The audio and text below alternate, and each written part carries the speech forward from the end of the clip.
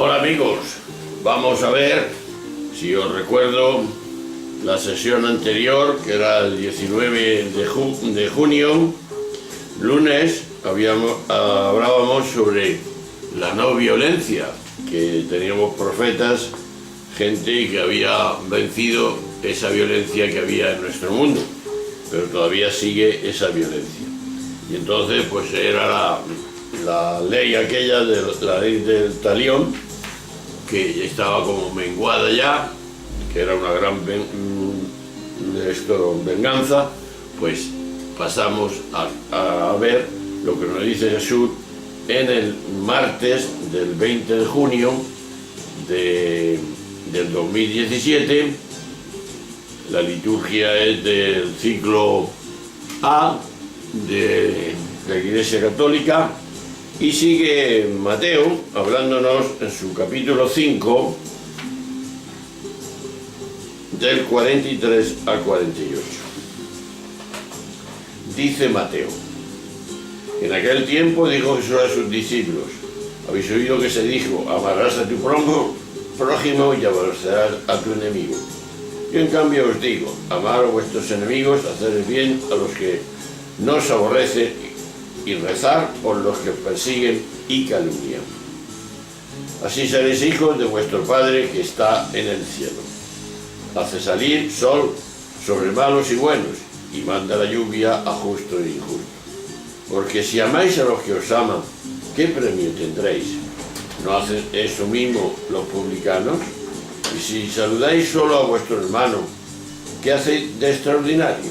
¿No hacen eso también los paganos? Por tanto, ser perfectos como vuestro Padre Celestial es perfecto. Esa es la misión que nos dice Jesús. Mateo termina la antítesis aportando la explicación última en la que se basan y se hace posible vivirlas, que es la conexión con la fuente, que es buena para todos. El Padre, a diferencia de lo que enseñaba el catecismo, cuando decía que Dios premia a los buenos y castiga a los malos, es bueno con los buenos y con los malos, con los justos y con los injustos. Es sabio, viene a decir Jesús, quien actúa en esa misma línea. Esa es la primera enseñanza de Jesús de Nazaret. En ningún lugar de las escrituras judías se habla de aborrecer al enemigo. Probablemente Mateo utiliza ese término para enfatizar y dar más fuerza al contraste de la antítesis.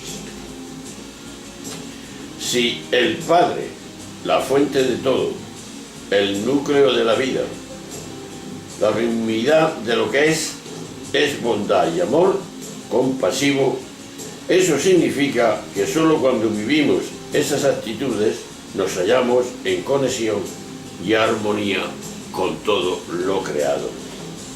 Mateo la fórmula de un modo más judío, ser perfecto. Lucas lo corregirá por ser compasivos, en Lucas 6, del versículo 36. Pero en ambos casos, la diferencia o la referencia es siempre el Padre. El mensaje parece ser el siguiente: si vives otra actitud, la de amar solo a quienes os aman, os vais a sentir dislocados, porque ese no es el dinamismo de la realidad, sino un comportamiento nacido del ego, un comportamiento nacido del egoísmo personal de cada uno. Por la psicología lo estamos viendo. Por cualquier ángulo que lo miremos, el Evangelio constituye una llamada constante a trascender el ego y el yo, para adoptar otra perspectiva más amplia e inclusiva, la que únicamente nace de aquella conciencia expandida que no deja nada fuera, que todo está dentro. Para quien se acerca al Evangelio, esto constituye un reto permanente que se plasma en la cuestión acerca de la propia identidad. Claro, surge una pregunta: ¿desde dónde me vivo? Es decir, ¿de dónde vivo? ¿Cuál es considero que es mi verdadera identidad? ¿Qué brota de mí hacia los otros? Si sabemos quién somos, de dónde venimos, pues la reacción es muy distinta. Como vuestro Padre, dice el texto, podría traducirse adecuadamente de este modo: en coherencia con quienes sois de fondo. Por eso ese comportamiento tampoco busca reconocimiento ni aplauso, ni siquiera se ve como meritorio. Es sencillamente la actitud y la acción que brota de la fuente que somos cada uno, porque resulta del todo imposible, a menos que nos mantengamos anclados en conexión constante con ella, con eso que somos. Por eso surge en nosotros la pregunta siguiente: ¿me vivo desde la fuente, desde el Padre o desde el ego, desde el egoísmo? Pues ahí tenemos una tarea por meditar y por reflexionar a la hora de conectar con lo que dice Jesús. Pero hay más. ¿Se puede realmente amar al enemigo con conciencia? ¿Cómo se hace esto? Otra pregunta: ¿se puede querer al que sabemos que nos odia? ¿Se pone triste cuando las cosas nos salen bien y triunfamos en la vida, y se pone alegre cuando fracasamos o quedamos mal ante los demás? Son preguntas fuertes, ¿no?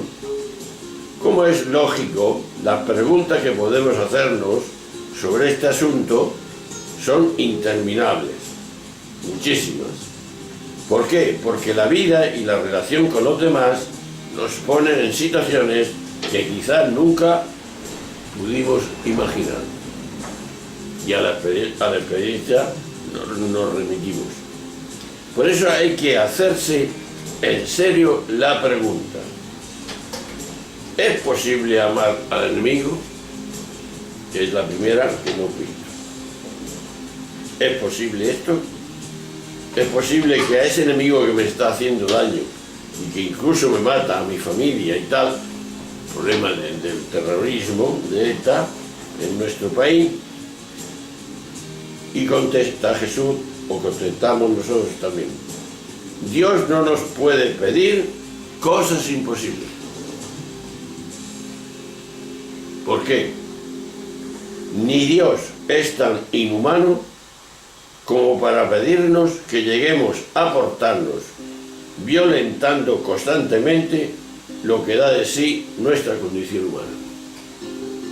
Esto es muy importante, hermanos.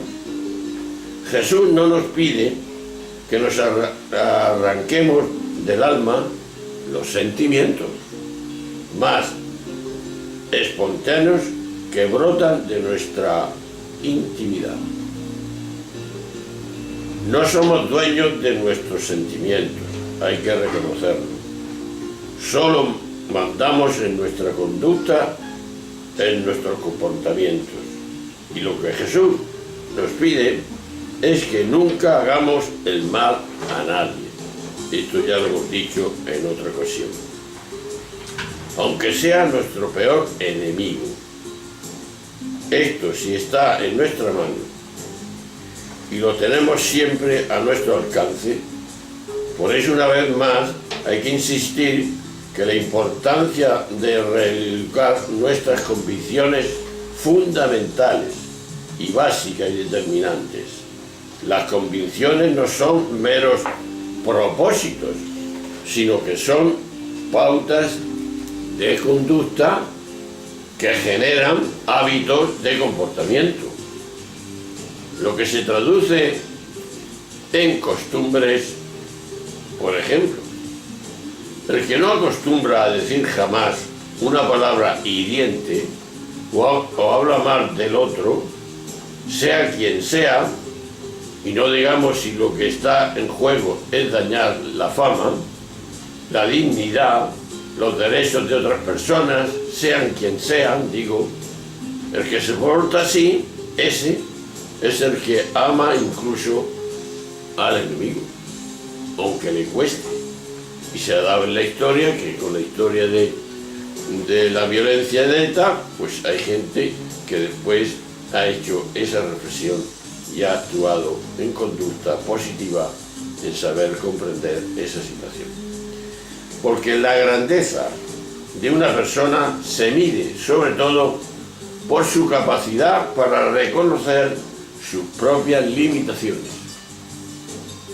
Lo que somos, lo que la debilidad humana tiene, el que sabe lo limitado que es, aunque sea importante y famoso, ese será siempre una buena persona, que es a donde vamos. El que sabe que sus limitaciones, pero ni las reconoce ni las acepta, ese individuo es muy peligroso. Y claro, normalmente suele ser un resentido, que decimos. Una persona así es un peligro para quienes están cerca o simplemente se relacionan con semejante sujeto. Hay que pensar en esto, hermanos, porque surge la pregunta, y esta es la última: ¿dónde está para mí la base y el cimiento de la auténtica honestidad y la verdadera bondad? Porque claro, la bondad, la honestidad, la misericordia, el perdón, sobrepasa todas esas dimensiones que tenemos y hacemos los humanos, y nos llevan a perdonar al enemigo. Perdonar al enemigo no quiere decir que esa herida está ahí, como el que apuñala a otra persona. Cuando se lava, cuando se esto y tal, esa herida siempre la tendrá. Y cuando se lava, pues lo pensará, aquel acto que hubo y que sufriste. Pero tiene que ir rectificando de que ese no es el camino, porque ya tomó una decisión de había que amar a esto. Ahora, los elementos que utiliza el enemigo no lo tenemos que utilizar nosotros, sino entonces está la guerra permanente. Habrá que hacer otra manera de ser, aunque yo no esté de acuerdo, y no tiene por qué yo estar de acuerdo la manera que él actúa. Y entonces con mi actitud, pues puedo dar la posibilidad de que el otro cambie de actitud y de esa violencia que experimenta por cualquier no tolerancia, de él sea lo que se debe hacer, en fin, con todas estas situaciones que tal. Eso es lo que dice Jesús. No somos inhumanos, quiere decir, no aprieta tanto, es decir, es que tengo que amar al enemigo, sea quien sea, y con lo que me haya hecho, ¿no? Por supuesto que me ha herido, que me ha hecho mal, pero tengo que estar por encima de él. Si hago lo mismo, pues entonces la violencia será peor. No me llama el Señor ni Dios a que yo actúe y sea como Él en ese sentido. Yo eso lo veo mal. Pero no quiere decir que yo pueda perdonarlo con mi actitud y decir, hermano, vamos a ir al hogar, vamos a ponernos de acuerdo, que esa postura que estás teniendo no es una postura digna de persona. Y ahí, con nuestra actitud, puede entonces la posibilidad que tiene toda persona de rectificar. Por ejemplo, ¿por qué es malo y criminal, podríamos decir, la pena de muerte? No le damos posibilidad al que ha matado por circunstancias y tal, pues, y matamos otra vez, como él ha hecho. No es esa la solución. La solución es reconocer que tenemos fallos, que nos equivocamos, que tenemos muchas circunstancias, que hemos hecho esto, que incluso las justificamos, pero que no son el camino. Hay que redimir, es decir, hay que intentar que ese hombre que actúa así pueda llegar a un consenso, pueda llegar a una paz, pueda llegar a ser otro distinto y no cometer esas barbaridades. Esa es la misión, y esa es la misión de todo Estado y de toda vida, si es cristiana, más todavía. A amar al enemigo por ser enemigo nada más, no. Esa no es. No te manda Jesús que hagas algo tan fuerte que pueda ser. No, yo no estoy de acuerdo con ello, pero no obstante te doy ejemplo de que mi vida no es esa y que por ahí no vamos a ningún sitio. No estoy de acuerdo con cómo has actuado y demás. Te pongo la posibilidad del diálogo, de la reflexión y que puedas cambiar y tal. Y esto le pasa también con la pena de muerte a aquel que ha matado a otra persona y entonces pues tiene esa situación concreta.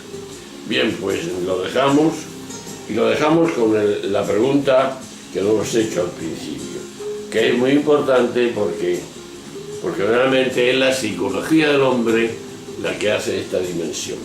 Por eso te la recuerdo y me la recuerdo a mí. Vivo desde la fuente, desde el Padre que me creó, o vivo desde el ego. Es decir, vivo desde el egoísmo, o de dónde vivo.